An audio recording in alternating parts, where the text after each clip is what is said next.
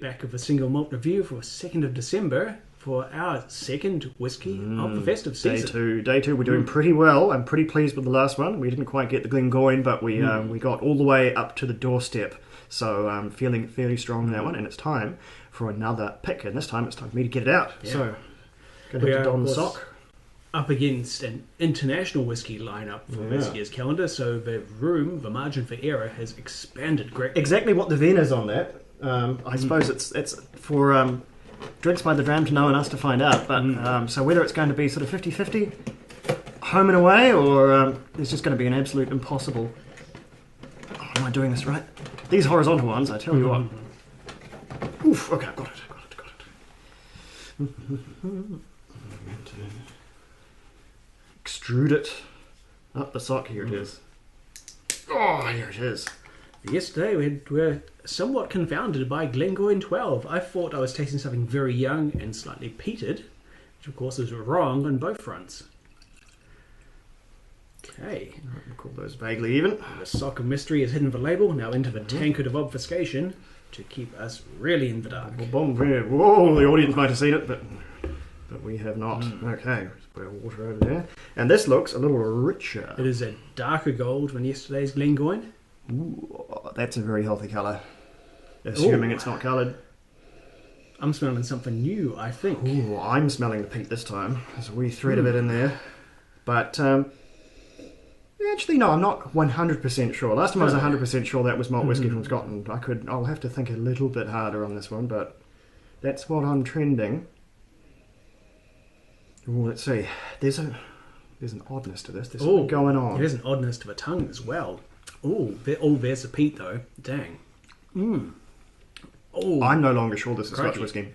Okay. There's quite a Cull Ela, smoky, greasy Isla peat. But at least that's what I'm thinking of on the tongue. Yeah. But that's no guarantee it will actually be an Isla whiskey. I think this is malt whisky. I do not think this is Isla whiskey. This is peated for sure, but it's not any peat that I know of. It's not. It doesn't quite have the, as you say, it's got a real mineral. The closest this I can link it to is a Ben Romick kind of a peat. But nothing else is right for Ben Romick. Nothing else at all. Can I have the water, please? Just give us a little bit of a dilute to see if that helps. Yeah, rich colour despite. This tastes like very, very young whiskey to me.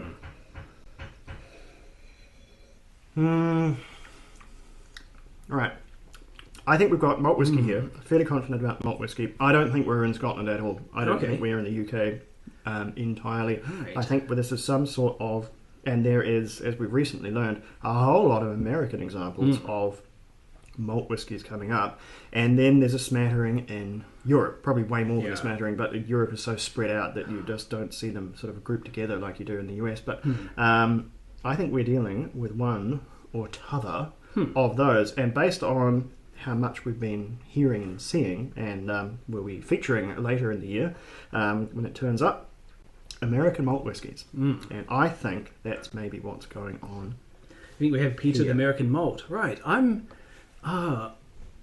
fairly certain that this is Isla peat we're tasting. I'm thinking some kind of a funky Isla blended malt, maybe. It's possible. I'm just not getting that.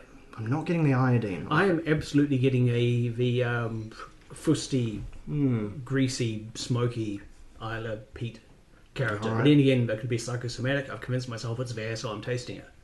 Well, those are our picks.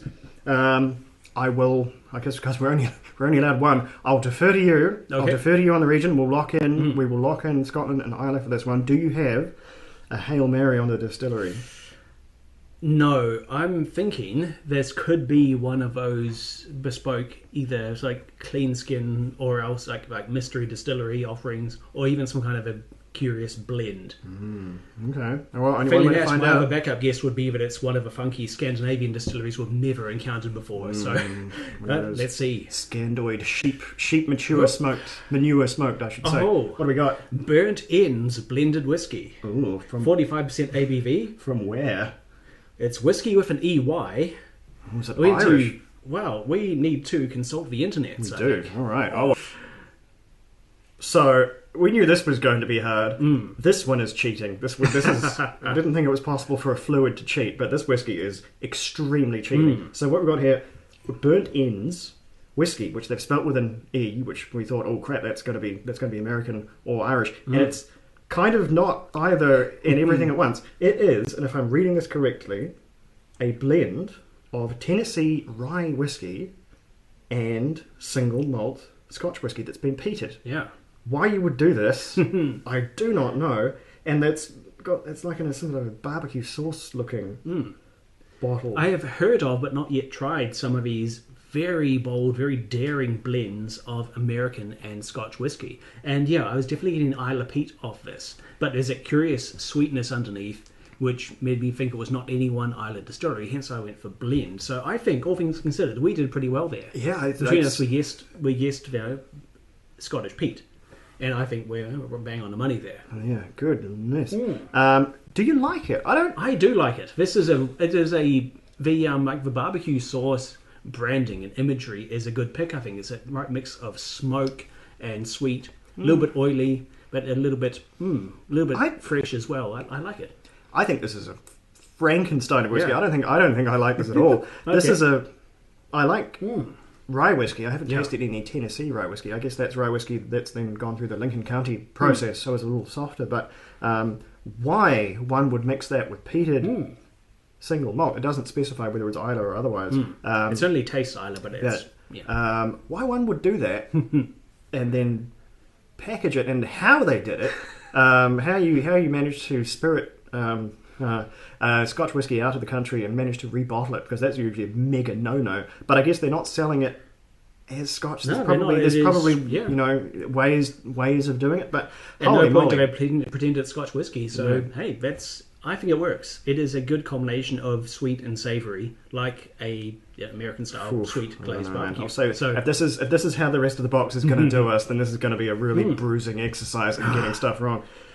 Heck! All right. I was feeling pretty good about that Glengoyne. Now I'm just shook at this point. I'm shook to the core. I didn't even know this sort of stuff existed. I almost said this abomination, but I didn't go that far. But oh man, I don't know. We are on the outer rim here. Okay. All right. Day 3 on the way up. Hope everyone's having a good December. And if you are following along, no one caught this one. No one guessed this. It's not possible. Not possible. No. Anyway, whatever. We'll be right back tomorrow.